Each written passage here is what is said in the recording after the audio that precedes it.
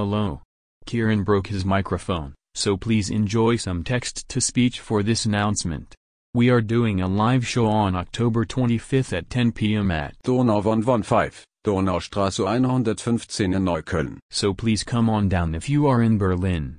We'll have on previous comedic guests Ian, Matthew and Josie Parkinson, and we plan to get weird with it. Tickets are only €4, but if you are a patron you should message us on Patreon and we'll get you in for free. More info and tickets are available at podfestberlin.com. We're on after an Icelandic podcast. Som the episode will be mocking the Icelandic people for their money crimes. Again, that's the 25th of October at 10 p.m. in the venue Donau 115, DONAU 115 on Donaustraße 115 in Neukölln. Now, due to a whole host of technical issues, we're unlocking a bonus episode, so please enjoy this unlocked episode on Volt being dead and, of course, the MILF gun.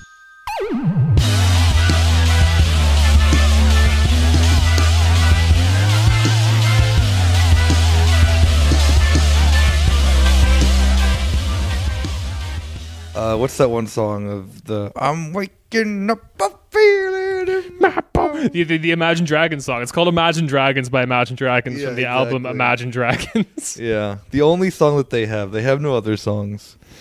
I think we just go right into it. Oh, we're recording. We proclaim ourselves our victory lap. We won the German election. We did. Hey.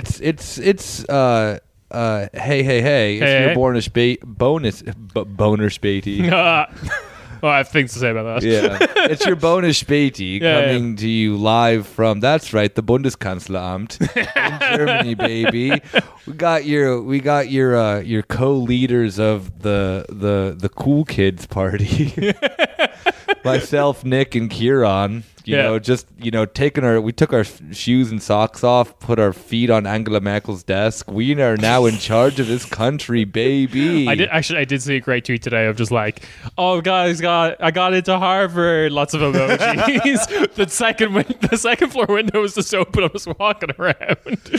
Yeah, that's not how we got here though. We won. We formed a coalition with the FDP and the Greens.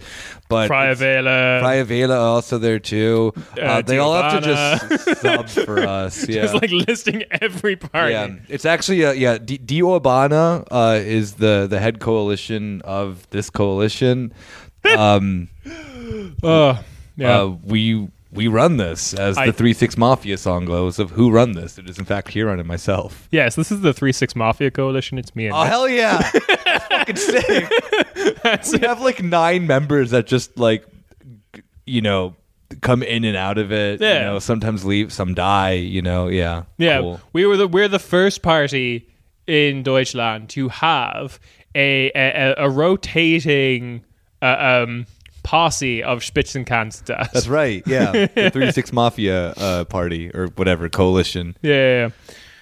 So the celebration, I guess, is this is going to be. People have probably heard. I've had friends of mine tell me that they worry about you. Yeah. They should. They fucking should. All right, so our first declaration, by the way, as the new leaders of Germany, is that Orange Fritz is the official drink of all of Germany. I'm doing Idiocracy. I'm replacing all water, bar toilet water, with Orange Fritz. It's what Germans plants don't drink water to begin with, so you're fine. Like they drink bubbly water, which I don't count. Immediately outlawed. All the Brits and Irish would love you for that. Oh, it'd be so good. Immediately. I love the thing that gets me is that it's like default in this country. Yeah. Like if you ask a waiter for Wasser, sometimes they'll ask. Sometimes they'll just bring you sparkling water. Yeah. Ciarán, that when you ask for water now, you'll be getting an Orange Fritz Cola delivered. The question would be tap water or Orange Fritz, which also comes out of a new third tap that I'm introducing. Yeah. Oh God. So what are we celebrating aside from our just electoral win? I think the big win, I guess, is that I'm going to proclaim it on the bonus episode. I think Volt is dead. I'm pretty happy with that. Who killed Volt? Us. That's right. No, okay. We were hired by the CIA to murder Volt, to 360 no scope Volt. Yeah. Okay, I don't want to say we had an outsized influence. However, I feel that we actually did. our episode did get linked quite a bit when people would talk about Volt on Twitter. So I'm happy with that. But also, I think just in case there are any weird Volt hate listeners or whatever, their whole vibe just didn't work. I think, especially in Berlin, like it was very transparently like astroturfed, even though a lot of Germans don't have that term. Astroturfed. Because like I guess no wait, astroturf is called Kunstrasen. Kunstrasen, okay. But like you had in the city, you had like Klimaliste. Oh god, yeah, they were fucking stupid. Sure, but very obviously grassroots. Like they were doing this themselves. Their signs were fucking shit. Like very obviously people. You know how a party rocks is when they're fucking. It's like the thing of just like a death metal band where you like the less that you can read the logo, you're like they're gonna be really fucking heavy. Or but it's like okay, but it's like there's the two punk bands. There's the one who applied the studs on his ripped denim jacket while like sloppily and drunk, and then there's the one who bought it from fucking H&M or whatever. Like, and exactly, who do you trust more? I trust the sloppy one. Oh, the sloppy drunk one, 100%. I don't trust Klimaliste though, so this doesn't work. That's Sure. But Klimaliste is, despite its flaws, real. Unlike Volt, which is astroturfed. I don't know. I'll debate you on that one at a later age. No, I won't, because I hate debating. So I'll just quietly disagree with you, and then. All right, so my general thesis is I came to this. So I stayed off Volt, I think, relatively well for the actual election. I think the majority of the election night discussion was on the real parties that were making up this thing, and also Heiko Maas's drip, for anyone who wasn't there. Also, Nick's bit that is, it's a shame that it's only on the live show. We will have to introduce it into the canon of like the recorded podcast, but of the MILF gun, the Greens MILF gun. It's real. Yeah, it is real. It is real. After a certain age, after your fucking activist years, if you're still, for those who did not see the live show, this is my theory. Yep. The Greens have a MILF/DILF gun. Yeah. That they give to a lot of people in their party. Some of them don't get it. Like, Anton Hofreiter did not get shot by the DILF gun. He has like a skullet and looks like he's a green activist, which is just sick. Yeah. But you know, like I feel like the fundies have the MILF gun. The Realos do not have the MILF gun. No. See, he's definitely a fundie. Is he a fundie? Oh, okay. Yeah. Right. He's actually one of the better members of the Greens. Interesting. But yeah, no, the Greens have the most like attractive older women running for that party. And sorry, I got that backwards. The Realos have the MILF gun. The fundies do not. Yeah. Yes, sorry, I got it backwards. Yeah. Go on. So, like, but, like, Habeck, fucking DILF. Like, you know. Yep. We saw on the live stream, or the live show, it was a stream too, wasn't it? Yeah. The glow up that Annalena Baerbock got because she was the... No one in the audience recognized the young picture exactly, of her. Yeah. No one. So I didn't. But I'm just saying, too, when you see, like, candidates like Bettina Jarisch and whatnot... they're just like, it makes sense in Germany too, because what is more of like a hot mom type of politic than metropolitan green politics. We've also talked about like possibly on the live show. I think we've also managed to talk about it on the episode with Ted when we did our Wahlplakate review of just like how the Greens posters is just like the concept of the handsome single father and the Lassenrad. Exactly. Yeah. It is the party of MILFs and DILFs. It is, yeah. I mean, like, and I guarantee you the most attractive, like, older people in Berlin, all are Green voters. Yeah. And Fritz Lauerberg, people who have the money to keep it together. Exactly, yeah. Yeah. But we will bring that on. We'll have to, okay, we've done it behind the paywall. We need to bring that into the free episodes. Yeah, of course. I will bring the MILF gun is armed and ready. Yeah. So the thing that I did... I have to be clarified. It is called the MILF gun, but it is also for DILFs. Yes, yeah. It's a ILF gun, I guess.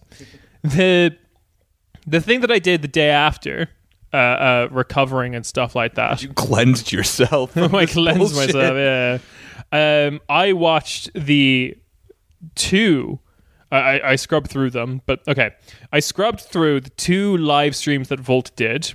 One in English for all of Europe, and one that was in German. And I also check their Discord, see what the accounts were tweeting, all that kind of stuff, because I wanted to get their how are they feeling. For anyone who you took a little break, but you went back into it, is what you're saying. Oh yeah, back my bullshit. The Bugs Bunny meme. So the thing for anyone who doesn't know, they got 1.1% in Berlin, which was what we ended the show with me announcing that they weren't getting into Parliament. And what came out later in the evening, after the live show, was they got 0.4%, I think, nationwide. Yeah. Which is crucial, because I think if the only realistic goal they had this election was 0.5, was 0.5, which is, for anyone who doesn't know, means you get funding from the state to continue your electoral shenanigans. And that was 100% what they were trying to do. I just want to shout out every one of you, every one of the listeners, every one of you people who shared our show whenever anyone asked about Volt. Yep. Shout out to D Urbana for getting into fights with them online. Shout out to all the ground troops. You did this. You made sure that this party. I legitimately I'm sorry. I'm not going to give us too much credit. Sure. But I mean, I think that we did prevent a few people from voting Volt when they were like, this party sounds cool, and then we'd share it and this party sounds like shit. In real time, someone just get damn, guess I'm gonna go find a different party then. Yeah. So shout out to everyone who I know this is behind the paywall, but all of you out there in the world who shared our very real posters that we made and shared the episodes of mostly Ciarán doing a bunch of, mind-numbing research that none of us wanted to deal with anymore. You're the real heroes, and so is Ciarán. So Ciarán gets the Corner Späti highest honor, which is obviously the Order of Lenin. The Order of Lenin for good service in bin collection. Exactly. Because this is what this is. Yeah, for making enough hemp. Yeah. They were very funny the day after as well. Yeah. Okay, hang on. First thing, I need to talk about the streams. The Europe-wide stream was fucking terrifying. Is that the one that they had the fake newsroom? Yeah, the fake green screen newsroom they did. And the reason they were doing, and there was also a French woman on called something Panini. Her last name was Panini. It was just, I couldn't handle it. Stephanie Panini. Yeah. So the reason they were doing that is because there was also local elections in Austria and Portugal that they were running in. They also ate shit there. That's right. Worse than they did in Germany, which makes sense because they have no funding network in those two countries. Then they also had their German stream, which was way more tragic. First of all, it was a live event in Berlin in an Irish bar. I feel like they're taunting me. They knew, yeah. They're all like, Ciarán, come out and play. It's Warriors. The big speaker of the night was Van Lanschot, who is the head of the Dutch party. He's not actually in Parliament, but he's also the son of this massive banking family, incredibly wealthy person. He gave a speech in English, which is handy for me. But also one thing I want to say, not to flex a little bit, turnout worse than our show. Our show was popping though. Yeah, so, we had it's very easy to do worse than the We had 100 people there, stuffed into a tiny jazz bar. Beautiful. It was. I approached it and was very confused. I'm like, I went to the wrong venue. I've taken the wrong turn. Let's say. Yeah, and the really, really tragic thing was they started at 5:30, same time as ourselves. The whole stream only lasted for 2 hours. That's right, pussies. But we streamed for 6 hours. Yeah. Get with it. However, 45 minutes into the live stream, what?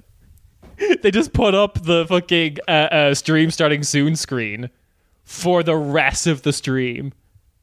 Until they ended it and they could just see the bar empty out and the people on stage leaving. They obviously just cut the feed at a certain point. They genuinely. No, you're fucking lying to me. I'm not lying to you. I don't want it. No. Is it It's still so up? fucking Is it still up on tragic. Twitch? It's on YouTube, but yes. Okay, I'll when I have internet in my house. Prime time watching. Oh my god, that is the saddest thing I've ever. I love. You know. They were in a tux on stage. No, what? Oh, bro, they're so fucking lame. Yeah, they were I was wearing a fucking tracksuit. That's my version of a tuxedo, baby.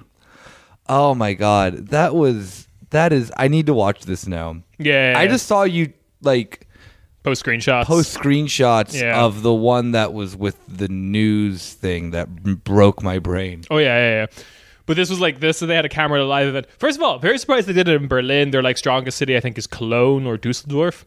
Makes so much sense. It makes 100% sense. Yeah, a college town in the west is definitely where they're like going to be strongest. Münster. Yeah, probably. I think there might be a local government there. Anyway, then the next day was hilarious when like some accounts just like stopped kind of posting for a bit. Others kind of like some were just like constantly retweeting about like, oh, we need to do a recount because of the whole marathon thing. Yeah. What are you going to end up with? Okay, so they weren't... Okay, to be fair, it wasn't Volt accounts tweeting about this, but it was Volt accounts retweeting people complaining about the marathon and calling for a recount. This is the thing that's the funniest thing about the marathon thing, because it actually doesn't do anything different for the election. No. It like not one... The thing that it makes... like I was talking to a friend of mine who had to cover the election, and for her it made it difficult because... Our CIA handler. Yeah, our CIA handler. Yeah. Is that for her it made it difficult because you have to like, you know, traverse across town, and if you're having to like cover polls and whatnot, that ends up getting difficult because of you know, either taxis or you know public transit. If you're taking buses, is kind of you know iffy or whatever.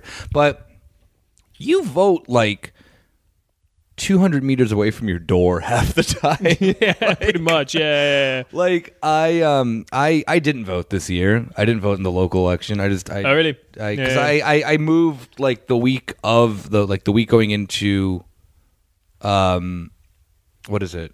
Yeah, like the week going into September, which meant that then like I had no time to change my address and shit like that. And it's for like I could have voted in like Charlottenburg Wilmersdorf. Like what a fucking waste of a time on the local Sure, election, yeah, you know? yeah. So I like had to really contemplate like, am I even fucking bother? You know, the marathon's not going through that part of town. I have no excuse. I just didn't want to do it. I had to work that day. Like there was genuinely problems this election with like queues and not having capacity, because I think there was like a massive turnout like spike. Yeah. Because like that's easy to explain. Like Merkel's retiring. This is kind of like there's like a little bit of a shift happening in German politics, and I think, but that's like the funniest shit ever though was that you know, absolute friend of the show, Ulf Polschat, did not vote this year. Oh, sick. Because actually, one part of the marathon, because he drives everywhere, you know, he refuses to take public transit. Porsche 911s, he loves them. Yeah.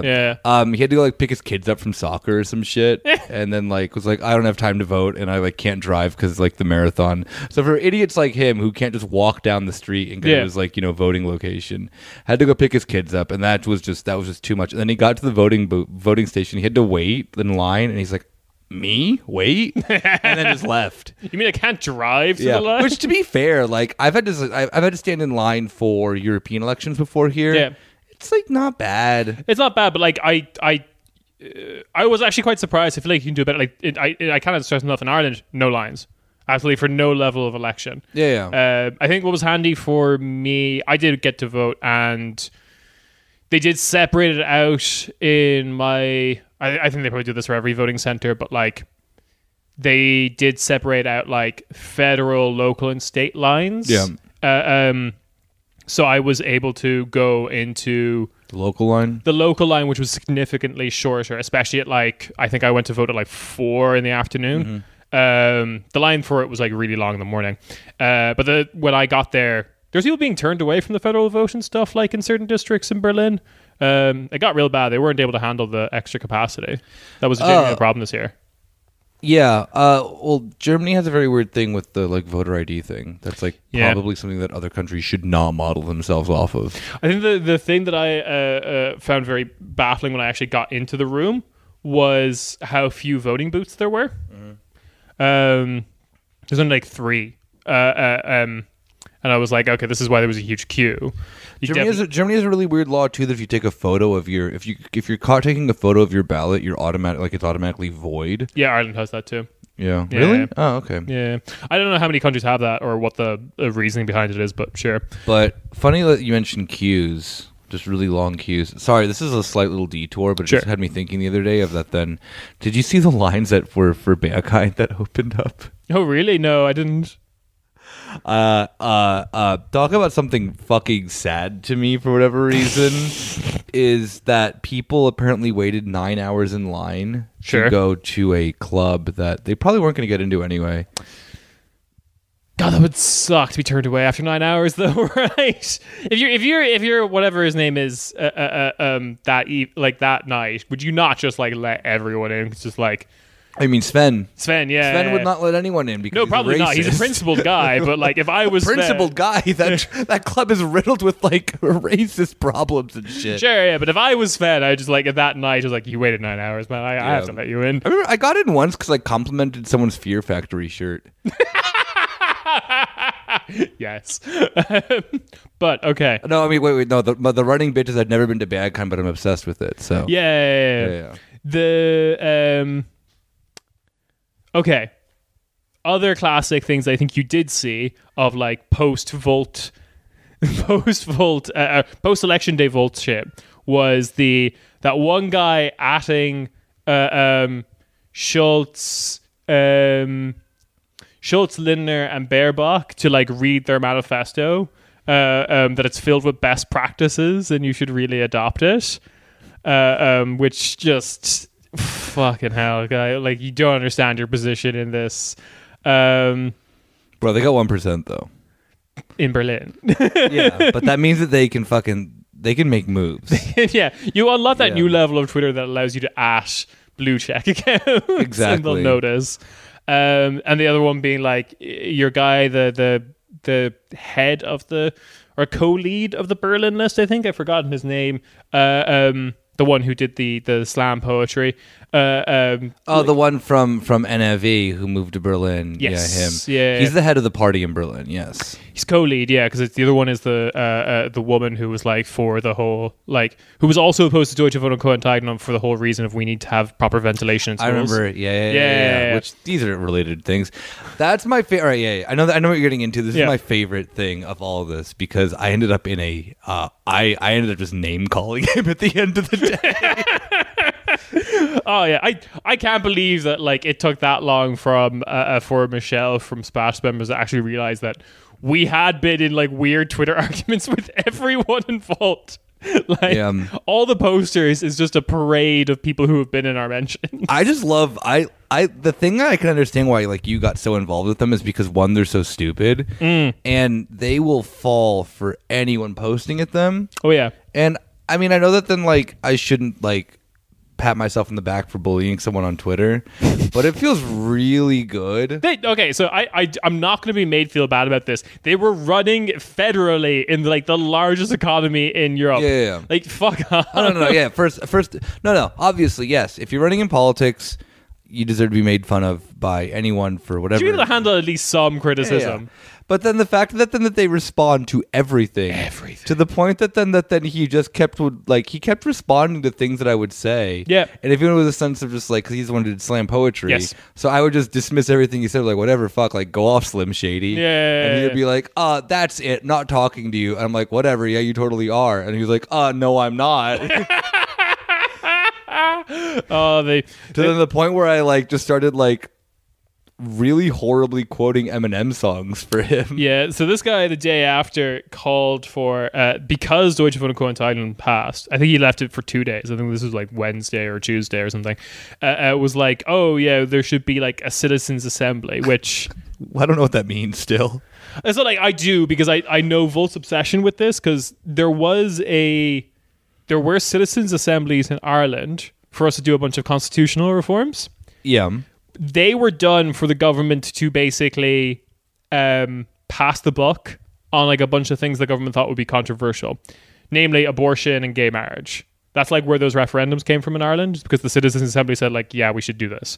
They also advocated for something more radical like the gay marriage, people were like, they should also be allowed to adopt. And the abortion thing was just like, yeah, you should be able to get an abortion whenever the fuck you want. I mean, I know what a citizen assembly is, yes. Yeah. I mean, there's no mechanism for it in Germany. Volt's version of a citizen assembly, I have no idea what it is. Oh, absolutely. They also want the involvement of like experts, quote unquote. That's the thing, yeah, because the thing that then for Volt always just seemed like at the end of the day would just end up looking just like what a normal local parliament does, of like controlled by McKinsey and like big business people and whatnot. Yeah. So just like you'd have like an external parliament that then's not like the legal binding thing of the state that then functions the exact same way with all the like weird money and shit like that. It's like, now I'll deal with like, you know, the state then at that point. Yeah.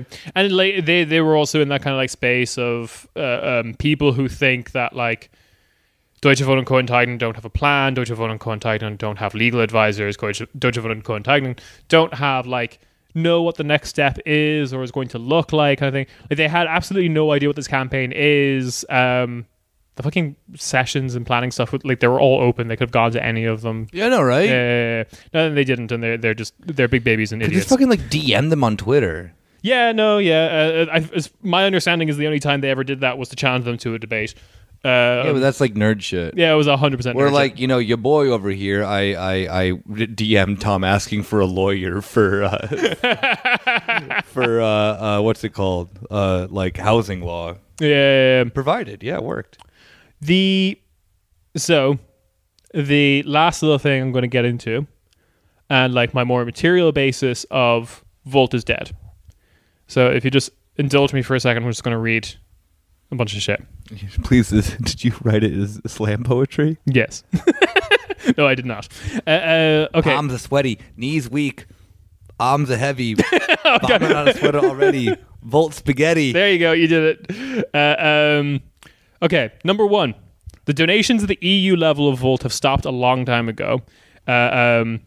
These kept the smaller national chapters on life support, like the Austrian wing and the Portuguese wing and things like that, which didn't do well on election night.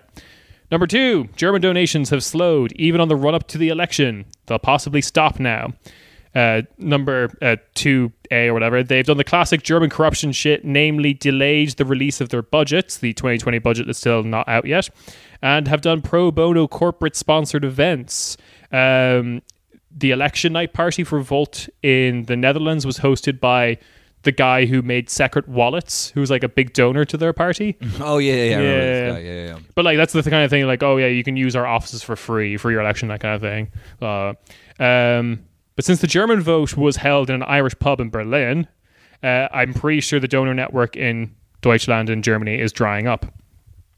Number three, donations to the Dutch party are still rolling in. Which to me indicates that these donations are specifically about rich people getting access, so I think that reinforces point 2, which is no one in Germany now thinks it's worth investing in Volt.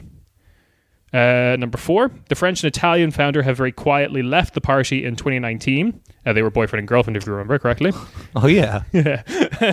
Hey babe, you wanna ruin politics? No, they started their own thing called Atlas Movement. We'll get Atlas. Randy Santel getting on board. But they've also distanced themselves now from Volt. Wait, are they like objectivists? The Atlas Movement? No, they're not. Okay. No. Like, they successfully distanced themselves from Volt, and I'm pretty sure the Italian guy who left because he lost this like internal election to be leader. He lost it to Damian. And Damian von Böselager? Yeah. Nice. And that Italian guy took his like network of donors with him, because the Italian chapter got a bunch of donations at the very beginning, and that stopped in 2019 when he left.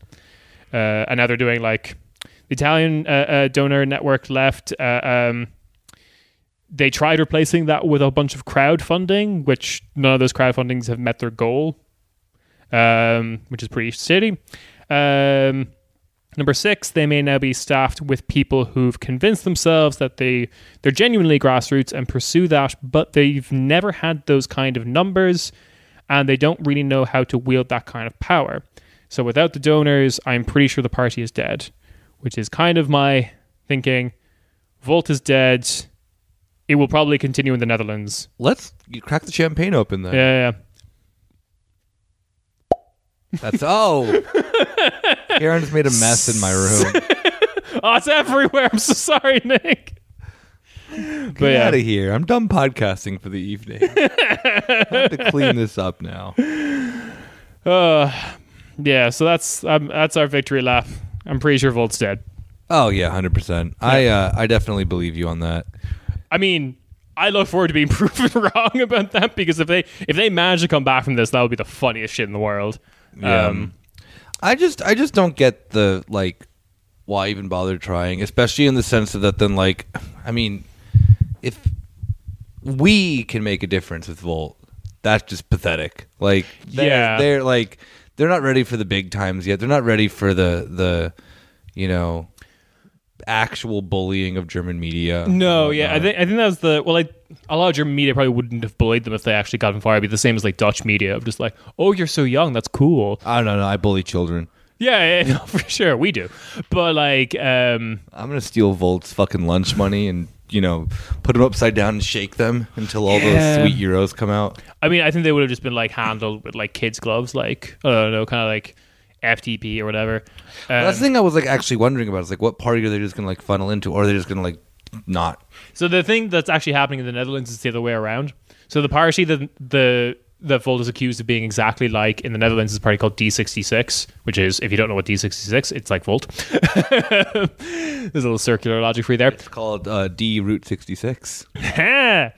But the people who aren't successful in D66, like don't make it through the like internal party machinations or whatever, just go to Volt. One of the biggest donors in Volt Netherlands is the guy who used to be the Treasury Secretary for D66 and like left a couple of years ago. Okay, well that's boring. I don't give a shit about that. I care about Germany. So I mean, like if they were successful, they would have gotten a bunch of people who were unsuccessful, like the Greens or FDP or ULIs or whatever. But Germany's party mechanisms function differently. There's much more of like a you hustle hard and you like get like you work hard, we play. Yeah, like there is like a lifetime membership thing of like a lot of parties. So I don't see that then someone of like the someone who's like a big name from like the youth movement of the Greens or the FDP or the SPD, the three parties that then like logically would spill into Volt. Yeah. I more see it in the sense that then like people who are like activists, funneling into them, but like not the like cool activists, the problematic Extinction Rebellion ones. people. Extinction Rebellion, but like if Volt's done, Volt's done. Yeah. Where are the Volt people going to go then is the question. Yeah, that is a good question. I honestly don't know. I mean, the kind of like cruel cynic in me is kind of like their parents aren't going to shell out another whatever donation to get them the access they need into other party machinations. Also, to be fair, like I know a lot of people said like, oh, Volt is FTP and purple or whatever. They occupied a very weird space in German politics of like the only way I think you could effectively describe them is like a mashup of the Greens and FTP. Like yeah, for sure. They're a mashup of those three parties, of the SPD, the neoliberal wing of the SPD, the neoliberal wing of the Greens, and the neoliberal wing of the FDP. I think that the CDU is too conservative for them. Yeah, they're people who would join the CDU in Germany are kind of already on that path to begin with. Sure. The CDU, funnily enough, there was that really funny article that was going around that like the CDU needs to find their Sebastian Kurz. Yes. No. It's not funny. I mean, I think it could work. True, 100%. Yeah. The CDU is having like kind of I guess like on the over like taking a step back of the overall election thing of that. Then there have been people who have been pointing out that then like ourselves included that the CDU had its biggest loss, which was like still the second strongest party currently in Germany. Yeah. Trajectory from the beginning of Germany is clear, though. They're on the downward trend.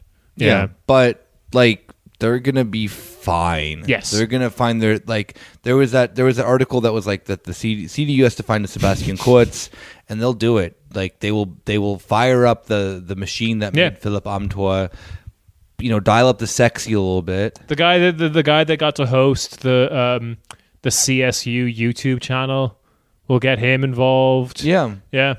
This, like... Oh my God. Do you know who they'll get? Who? Jeremy Fragrant. Oh fuck, that could work. That could fucking Jeremy work. Fragrance is a CSU supporter. I He believe. is. He's a big CSU. He's a good Bavarian boy. Yeah. Yeah. I feel but I legitimately think that they'll be really successful in that, because I mean, Kurz has been really successful in that. Yeah. What makes you think that then, like, the political entity in Germany that then has the deepest fucking pockets won't be able to, like, you know, just flip a switch and find a child? Yeah, I mean, I think the thing is, like, one of the caveats that, if we haven't made it clear enough, of like, this is their historically worst, you know, result, blah blah blah blah. There's like the real trend in Germany, as Rob alluded to on the PDA episode, is like the fracturing of politics. Yeah. So it doesn't matter if this is the CDU's worst results, because they're still strong relative to the other parties. And of course the donor networks are still there. I think the other thing that like separates is something I've been thinking about a bit, that separates like CDU from the FTP and a little bit from like Volt, because of how like Volt is like FTP, is that like CDU is still kind of like the wing of like productive capital. Yeah. Like, say what you will about like the auto industry in this country, they do make stuff, whereas like FTP is like 100% extractive capital. Like, 100%. Like rent, financial speculation, which like I think Volt is as well, but only because they think that's the future. The CDU is such a pure sense of like German approach to neoliberalism. I wouldn't necessarily say because strictly of then like how the party has acted under Merkel, of like being more centrist. Sure. The CDU has always had this like attachment to the soziale Marktwirtschaft, you know, the social market economy thing that Germany like pretends exists, which is just an economy. It's just a capitalist economy. It's their kind of weird branding on like social democracy as well. But like the CDU is not the one, like the CDU is not like the FDP, where they're going to be the one that then is going to be just like, you know, privatizing everything left and right. While they do it in a regard, I mean, for those who live here know how like bizarre the insurance, you know, scheme is and whatnot. There's still a thing that then it like, there's a complexity of the bureaucracy that then has like the smoke and mirrors of like, it's still the state, where the FDP would just strip that away and just be like, well, fuck it, just private companies do it, whatever. Yeah. But the CDU traditionally, though, up until like much more recently, like was more even so on the side of then like that the fundamentals of the social soziale Marktwirtschaft are much more in the sense of like what the SPD wants to do today. Not saying like this isn't. There's, I think people need to like you know, drill this out of their fucking heads, of that your relationship to social welfare programs is not a left or right thing.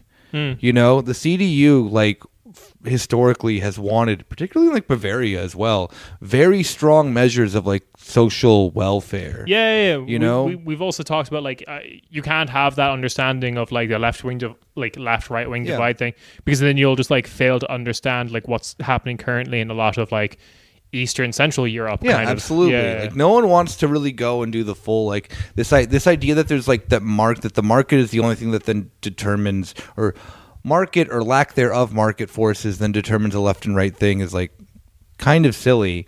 But like the CDU could, and this is a very massive could do the like Orban, like I do think that there's a future of them doing the right wing populism thing, because they can do it comfortably within Germany, because they're the right wing, like they're the bulwark against populism technically, but they can do all the populism. Catch all right wing parties. Yeah. They can do the populism themselves and be touted as being considered. They have, you know, people in their ranks who have very similar policies to people like Orban, people like Trump, people like, you know, CSU's also been kind of doing this for a bit, like less like the blood and soil nationalism rhetoric, but definitely the whole kind of like, I don't mean the blood and soil. I don't mean the sense that then Orban or Trump or whatever in the blood and soil shit.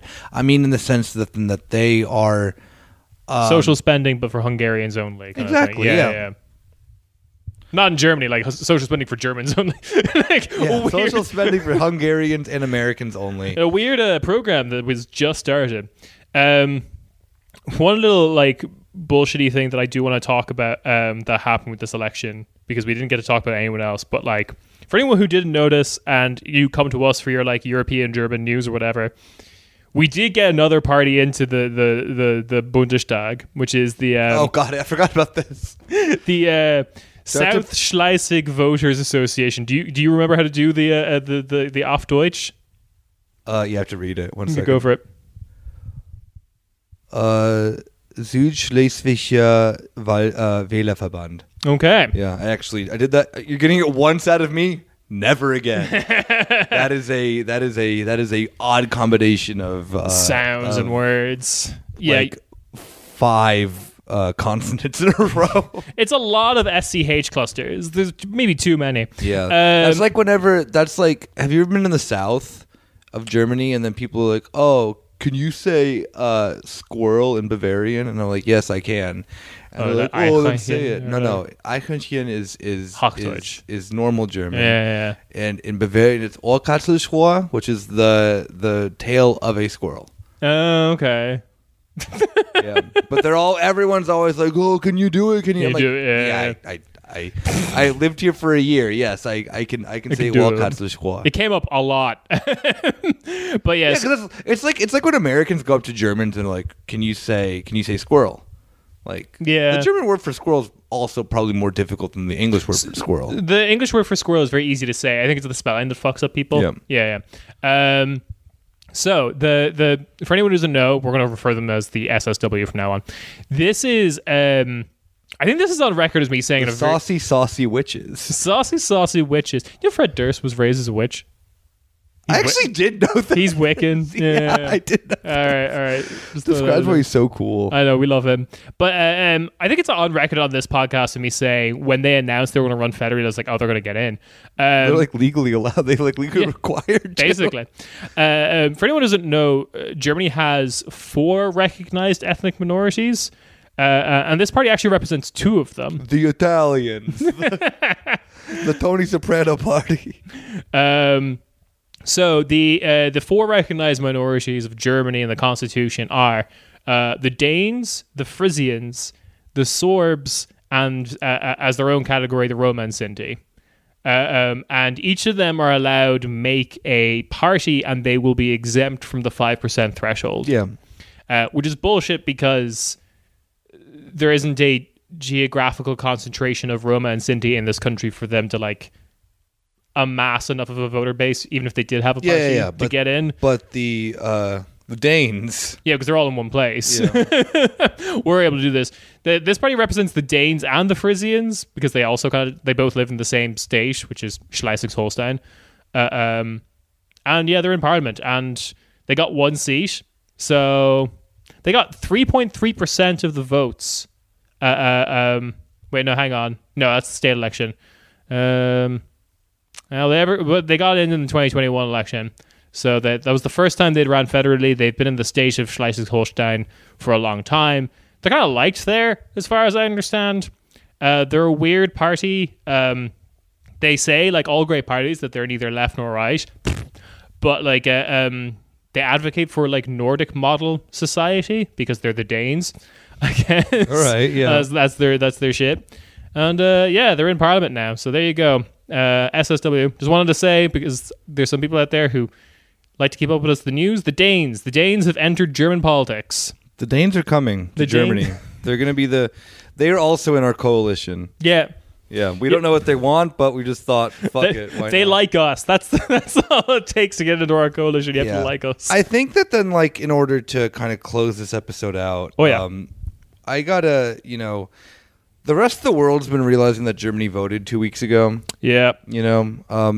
For those of you who don't listen to Corner Späti, they're coming around to finally realizing that the Anglosphere is realizing that this country had an election. And while there have been bad takes, this one may be the worst. Yeah. And it's not because it's particularly like evil or bad-minded. It's just written by a dummy. Yeah, we're getting a lot of those. Like, before we get into this, there was one in the New York Times that we're probably not going to talk about. It was written by a fucking psychopath. I think the thing that offends us the most, this article, and there's a lot to be offended in here. This guy is like a great replacement guy. He wrote CDU with with periods in between. He wrote CDU with full stops, like a proper acronym, which is like, no, don't do that.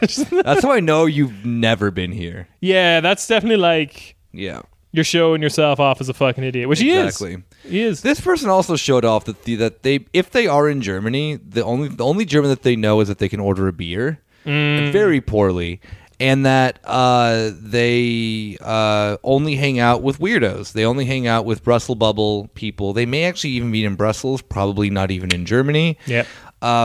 My take on this even got liked by Tom Nuttall from The Economist, which means that you know that this is a bad article because Tom Nuttall has some. Oh, he's a himbo to a certain extent. Yeah.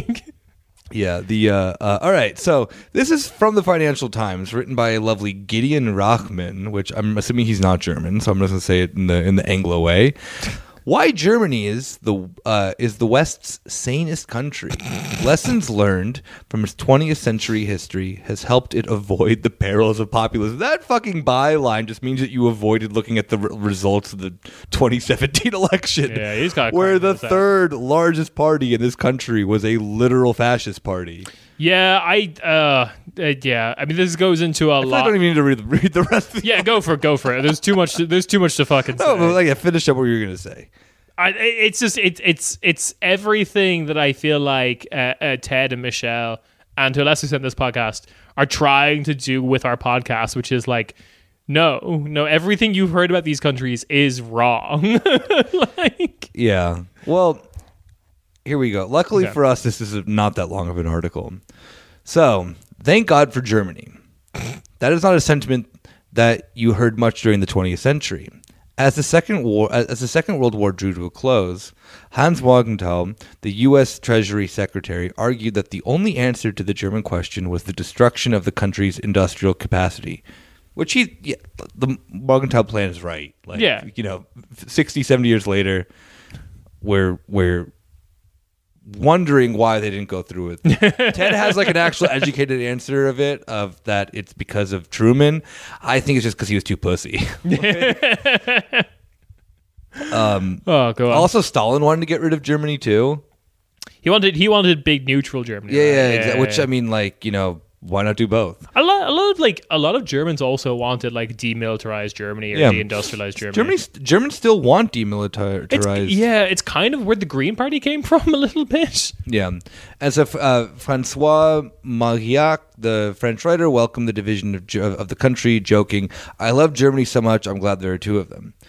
When reunification loomed in 1990, meeting of chiefly British intellectuals convened by Margaret Thatcher discussed the German national character. Her chief foreign policy advisor wrote minutes suggesting these were in alphabetical order: angst, aggressiveness, assertiveness, bullying, egotism, inferiority complex, and sentimentality. All correct, 100%. I don't know what that paragraph meant in any regard to this article. Thing, just simply to throw Maggie Thatcher into this, which is what you do as a smart person. I think he's setting this up to be like, I'm going to prove those fucking idiots wrong. Which, like, I'm not going to defend anyone from Margaret Thatcher's cabinet or whatever, but like, inferiority complex definitely describes the German character. Yeah. A broken clock is right twice a day. Yeah. All right, 30 years on, these stereotypes about national character have been completely reversed. It is the U.S. hang on. So he's taking the position that they were right, they're just wrong now. Okay, sure. It is in the U.S. and the U.K. where politics seem increasingly prone to angst and aggressiveness, and all those other unattractive, supposedly Teutonic qualities. These days, it is the German public life that is characterized by the virtues of the British and often attribute to themselves calm, restraint, rationality, and compromise. I think it's the sense that he means that they're British in the sense that they're loudmouth pieces of shit that just, will let you know their fucking opinion, one way or another. He's just unaware of it because he doesn't live here. He's not aware of the fucking, the fucking old-ass German man yelling, "You Abstand bitte." Yeah. So, this guy, because I guess it's the Financial Times, if we didn't say, but, I said it was the Yeah, you did. But, that leads me to believe, based on this guy's British. This guy's British, and he has, an incredibly blinkered view of, history and what the world thinks of them, of both the Germans and of the Brits, because that whole we hate both of you. Yeah, but the whole there's a very good old meme of just like what Brits want you to think they're like, and it's the guy in the like fucking entirely plaid suit, like dandy gentleman or whatever, and what Brits actually are, and it's just like it's the Baz character. Baz, yeah, exactly. It is. It is every character that then Milo has presented. In front of us. Yes. But yeah, that's obviously just like he has this incredibly.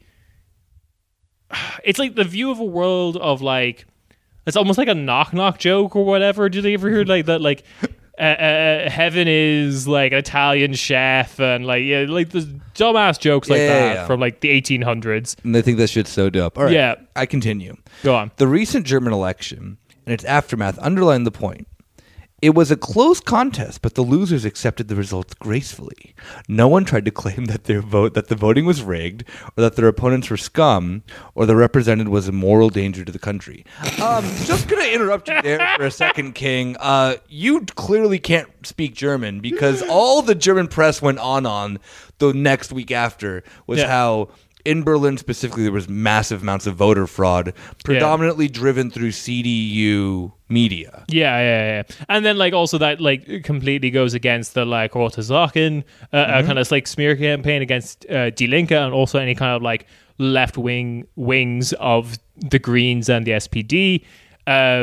No, like this man doesn't speak German, but I also don't speak German. No, like better than this. Well, that's because you have us, like Google Translate. It is literally me. You are on my back. I'm lifting you up with all my knowledge of the German language, so you can study Esperanto on your free time. Yeah, it's a superior language.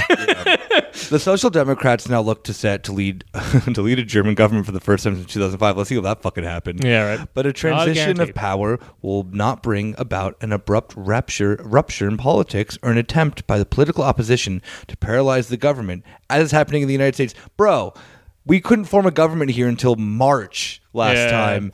I guarantee it'll be even longer. Yeah, but also like that's like the whole, I guess he's referring to like whatever was it, January 6th and all that, the QAnon things in Washington and stuff like that. Yeah. But I mean, like, that's what he's alluding to. And like, there was literally that though during Corona of like people who were connected to the fucking it was stormed, wasn't it? The Reichstag was stormed by right-wing protesters, which was not reported very well in international media. Not at all. Yeah, no. So I don't know. Like, this is the thing, is that if anyone from FT is listening to this, you have your or any liberal American or Anglophonic news media. Yeah, you have your source here. We're here for you. I mean, pay us, but definitely pay us. The SPD's Olaf Scholz, who may become the chancellor, ran as a continuity candidate.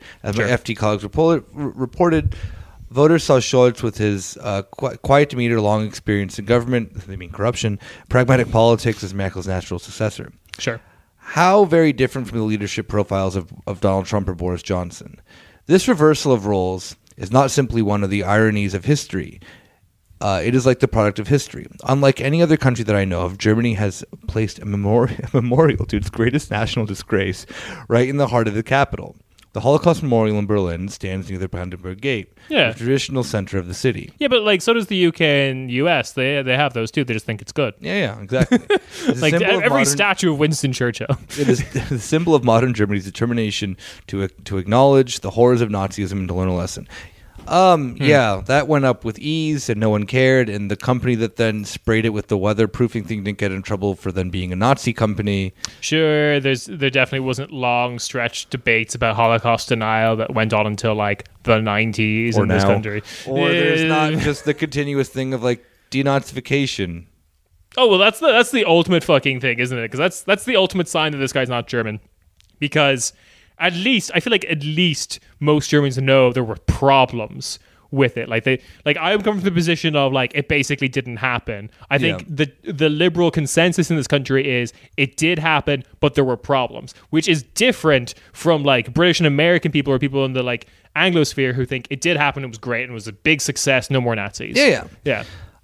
Because they know where demagoguery can lead, mainstream German politics are allergic to the cult of the leader. That's not true. No candidate for chancellor would ever boast, as Donald Trump did, that I can fix it alone. or I alone can fix it, or encourage chants of lock her up. But his opponent, about his opponents. In the recent election debates, the party leaders treated each other with an underlying respect and restraint. They know that that politics is a serious business. Frank-Walter Steinmeier, Germany's president, is said to be particularly contemptuous of Johnson because he thinks the British Prime Minister treats politics as a game. Frank-Walter Steinmeier, all right, he's a perfect boy, and we can't legally insult him. I actually like Steinmeier. He is like a good face of the sense of having him as president, regardless of his like politics of the past. Sure. You know, he's an SPD guy, was foreign minister, but it's like he's a figurative role, except for the creation of then like the parliament that he can like vote or turn down. Yeah. He's barely worth mentioning. Yeah, exactly. But you have to mention him because he doesn't like Boris Johnson. The idea that like Germany is like famed from populism is just not true. Yeah, no, that completely. The big obvious example that I feel like everyone in the rest of the world knows is like that would completely undermine like where the fucking AfD came from, because we've talked about this. Jörn Höcke has like a psychotic cult around him of like the Höcke Jugend. And yeah, I heard about that today. Fucking hell! But like You didn't know about that beforehand? No, I did not. Oh my god! Yeah, do not look into that. But like, yeah, like we talked about their weird libertarian origins, but like Pegida was like just melted into that party, and that was like 100% like what they envision as populism.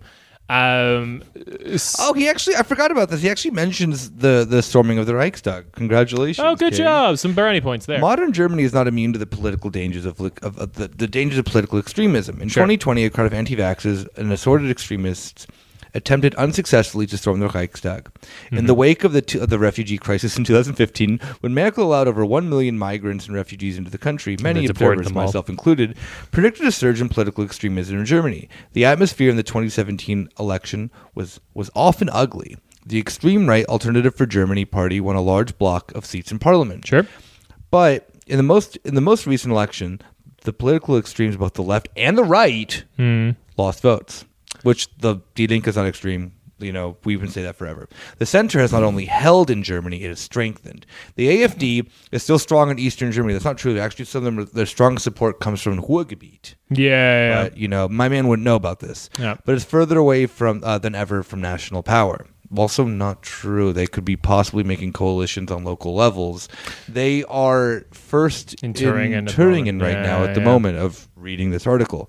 One difference between Germany and other large Western nations is the high levels of immigration have not radicalized the mainstream right. Not true. Not true at all. What are you talking Trump about? came to power on the back of the promise to build the wall. Johnson won the Brexit referendum on a pledge to take back control of Britain's borders and laws, particularly borders.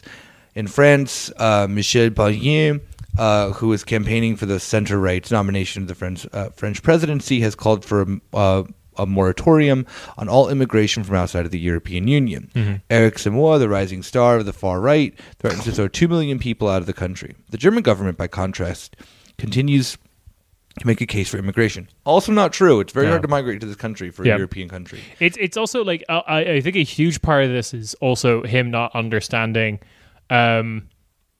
how much stuff exists within like what you would call maybe like polite German society that would be viewed as like completely horrid by like the standards of polite society in like the UK or America. Like, I mean, the fact that like it's perfectly acceptable amongst CDU, SPD types, like senior kind of like centrist people, to refer to Germans who are of like a Turkish background or just are people of color still as Auslanders, even though they're citizens, is just like, as foreigners right, and doesn't know that word, it's just like, that's really fucking commonplace in this country. Like it's, which is again, that would be like, you can't say that in the UK or US. Like he just doesn't understand like what's normal here. I do think that then in the sense too of that then like, while I mean maybe centrist losers like this guy think it's okay with it, but like I do think that then, I mentioned this years ago on the show, of that then the modern tactic for center-right parties is like the ND tactic of becoming more openly more right-wing, but just like, you know, kind of like speaking quieter about it. Yeah. Now, given in Greece, they can be more right-wing than other countries, but like the CDU did do that. ND being Nea Demokratia. Being Nea Demokratia. But yeah, there is. He would have definitely. He's definitely the people who fell for that when they won the election of just like, Greece's return to the center or whatever. Yeah. And the CDU has one of their first big campaign videos at their party conference was like, we're going to crack down on Arab clans. Yeah. You're literally just taking out of the AFD's playbook. You're making it cutesier for then people like this asshole to fucking find easier to read. It doesn't mean that then racism and all this stuff isn't still a plague in Germany. Yeah, absolutely. So there's two things there, which is I would push back on taking the AFD playbook because the AFD has taken the CDU playbook that. Yeah, because they're all former CDU members. Exactly. Yeah. So Merkel definitely put the spackle over the cracks that was how far right wing a lot of the CDU is. Especially for international press. And the second is that this guy has what I think I'd refer to as Europe elects brain, which is... That sounds horrible. Yeah. Great account for keeping track of all the polls and stuff. But literally there is a type of people, this would also be people who are in the Volt Discord, people who are on the r/Europe Reddit, of who just I just look for the European pairing and that gives me the perfect understanding of who this party is. Oh, the CDU is in the EPP. They must be center-right. That's it. And that breaks down in every country's politics because it's oh yeah, FDP, they're at ALDE. They must be center. It's no, you don't know what's going on here. All right. So I'll finish up here. In August, the head of the German Federal Labor Agency said that the aging of the country's workforce means Germany needs to let in 400,000 new migrants every year, arguing that without this level of migration, there will be a shortage of skilled workers everywhere. Only the AFD condemned the idea outright. Fuck off, who gives a shit? The strength of the rest condemn it in secret, though. Yeah, exactly. Yeah, that's the thing. That's a fucking stupid. You've just told us what the issue is. Exactly. The strength of the center ground in Germany does not mean the extinction of debate. What fucking nerds who give a shit about that? It could take months to form a governing coalition, which it will. It will be hard to narrow policy differences between the Greens, the Free Democrats, and the SPD, but the very need to build a coalition militates? I've never heard that word before. Against the political polarization and demonization of the opposition has become standard in the Anglosphere. In the 21st century, German politics is once again exceptional, but this time for good reason. Let's get back to this article when it ends up becoming a Jamaica coalition. All right? This is going to fucking age like fucking sour milk. Yeah, there's so much fucking going on. So I think the constant allusions to the thing that also tells me that he's British without having to check is the fact that how much he brings up Boris Johnson, which sure, he's writing in a British paper, even though I think FT's a bit more internationally focused or whatever. So that's, I understand. But at the same time, it's making the comparison between Boris and Donald Trump is also very interesting. Two cool dudes. But also very different in a lot of different ways. They're not, yeah. And I think it's hard to say. I don't think there is a Donald Trump figure currently in the CDU. I think there is Boris Johnson people in the CDU 100%. I think Philip Amthor is very Boris Johnson-y. I think that then the thing with the he's just younger, I think. It's hard to tell with him. Yeah, I think the thing about the CDU is that you have a lot of characters who share the politics of them without the insanity of their antics, which are the fun part about them. Yeah. Friedrich Merz could have become the head. I had a chip burp. Sorry.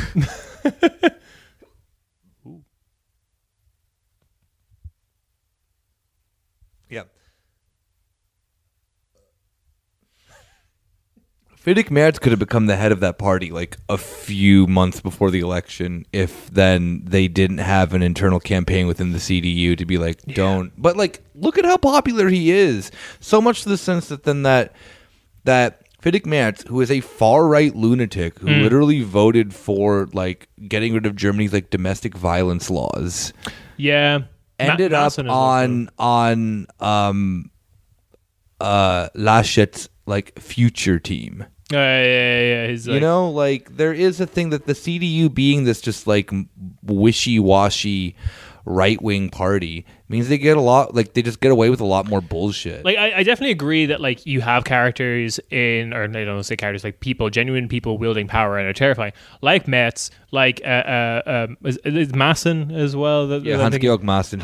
He didn't win his seat. Yeah, no, but sure, but like he is in the CDU, and I agree there that they don't share like the weird antics. Yeah, but like I do think there are people who do antics like I'm particularly thinking of Philip Amthor. Definitely occupies the same kind of space of like maybe not the politics, but definitely the antics of Boris Johnson, of like trying to like straddle that line of like, oh, I'm like the common people. I like he's also younger, so he does like he tries to like get on like Twitch and shit like that. He's like doing but that's appealing to the plebs in his own kind of young guy way. But like he's also the kind of guy who like, oh, look at me eating like a Turingenwurst or whatever like that, and at the same time will also try to communicate this air of like sophistication, which Boris tries to do with his like speaking Greek and shit. They have different politics, but the antics are the same. Like all these characters exist within Germany. Like my stupid take about all this is really woke, which is these countries we're all the same. It's all one race, the human race, and some of us are just fucking terrible. Damn, like, Ciarán saying all lives matter. Yeah, but like going back to the meme I mentioned earlier of just like. This is what like the UK wants to think of you, or like this guy does, where he like shows a picture of like, I don't know, the 11th Doctor or something in a nice suit, and then like, but then here's what it actually is, which is Baz, and like Baz type guys exist in this country, like the overwhelmingly so. Yeah, absolutely. But again, that's like an image of Germany that he probably doesn't have. You know what the coolest type of Baz guy here is? Oh, go for it. The dude, you see him more in West Berlin than you do East Berlin. Oh, interesting. Is the guy in all denim. Okay. Who has a mullet. Okay, yeah, I think I've seen this guy. And his wife may also probably have a mullet too. Sick. Also in all denim. Yeah. They're also probably massive Hertha fans. Yeah, okay, yeah, I've seen these people. Yeah, I know the type of. They're sick. Yeah, they're pretty sick. Like, but like at the end of the day, like it's all just like some aesthetic qualities. But even then, with the politics and the spectacle and everything, like some of that's getting the same. Of just like remember, Germany's also 10 years late to everything. We're gonna get a wild one. Possibly, yeah, but like, but they're also not like that insular, because this guy is posting this like, oh, Germany's so sane, they should be so proud of each other. While the CDU is like, our wings of the CDU is having like this debate of like, where's our Sebastian Kurz? Like they're looking elsewhere. Yeah, like while he's like, they're doing fine. Get the machine that made Amthor, get it running. I think. Not to hate on my boy too much, I think they probably need him to be a bit more handsome. That's what I said. I said earlier, turn the sexy, turn the gain of the sexy thing up a little bit. You want someone who maybe... I think I said Jeremy Fragrance. I think the ideal politics is like someone who looks like maybe a Lindner or a Jeremy Fragrance, but has the politics of Amthor. Yeah, exactly. So Jeremy Fragrance. Yeah, probably Jeremy Fragrance.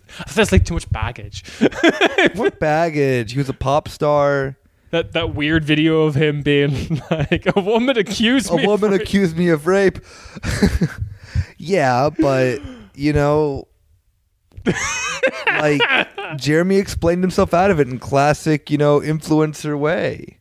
No, actually, now that you've said that, I can totally imagine those like German roundtable discussions where the moderator's like, "This is totally fine." He exactly. Like, I didn't mean that in an actual offensive sense. I meant that more in the sense that Jeremy Fragrance is fine of controversy, in a sense of how German media would go about it. Yeah, because he's conservative, so there is no controversy. They'll just be so obsessed with how young he is for like a CDU politician. He's like mid-30s, yeah. Yeah, which is for a CDU. You know what? I would vote CDU if Jeremy Fragrance. I'm so obsessed with him. I love him.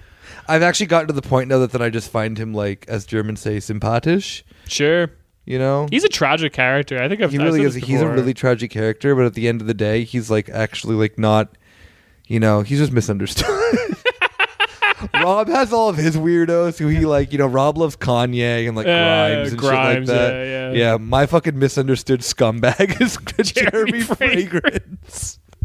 Where I'm over here liking pure souls like Randy Santel. You don't know Randy Santel's background. No, I don't. You don't know Atlas.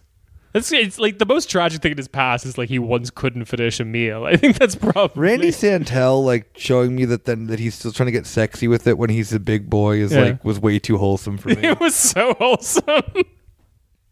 Tune into the stream. Twitch.tv/corner Späti. Oh yeah, and I guess on that note, I'm going to lie to you and say this is the last time that we ever talk about the election, but that's not true. That's not true. We're going to have coalition talks for, eternity. Inshallah, let's just hope that a government gets made. All right, I am making it my personal mission for us to like look at Europe a bit more, and also at some point we'll have to pivot to the fuck's happening in France because they're entering into their big election year. Nothing's happening there. No, it's fine. Macron's doing great. No, don't look into the Zemmour character who's running. The one who leads all the COVID protests? I don't know about that, but he's been like if I remember this character correctly, he's like a right-wing talking head for ages, and he's been like just the most horrifying one for a very, very long time. The French are scary. Yeah, and he's like, oh, I might run kind of thing. He had a debate with Mélenchon. Bitch, I might be. Yeah, pretty much. Yeah. All right. Well, I'll keep my ear to the ground on that one. Unless I'm getting French people confused. They all look the same. Yeah. So, chain smoking, turtlenecks, sexy. Yeah. Horizontal striped t-shirts. Exactly. They say that chains all the time. of garlic. Where did that chains of garlic thing come from? I feel like no one has ever done that. Against vampires, maybe? This is a big problem in France. Maybe, I don't know. just weird 1920s politics where everyone just thought like Algerians were vampires. Maybe, yeah. I don't know. The French are very racist. They are, yes. That's the only stereotype we adhere to.